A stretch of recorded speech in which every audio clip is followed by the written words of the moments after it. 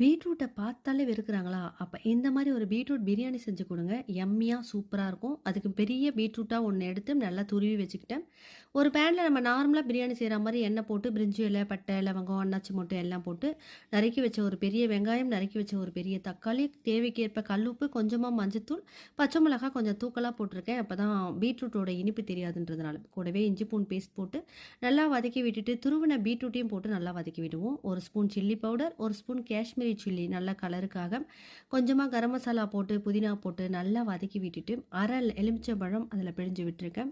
எல்லாத்தையும் நல்லா கலந்து விட்டுட்டு, 1 டம்ளர் அரிசிக்கு 2 டம்ளர் தண்ணி அந்த பதத்தில வச்சுட்டு, தண்ணி நல்லா கொதிச்ச உடனே அரிசி ஆட் பண்ணிடலாம். ஒரு இடிக்கல் வச்சு டம் போட்டு மூடி வச்சிருக்கேன். ஒரு 15 மினிட்ஸ்ல சூப்பரான பிரியாணி ரெடி. நானே செஞ்சு சாப்பிட்றேன்னு எல்லாரும் திட்டுறாங்கடி பயங்கரமா. நீங்களே செஞ்சு நீங்களே சாப்பிட்றீங்களா எல்லாரும் பயங்கரமா திட்டுறாங்க. சூப்பரா இருக்கு, எல்லாரும் ட்ரை பண்ணுங்க.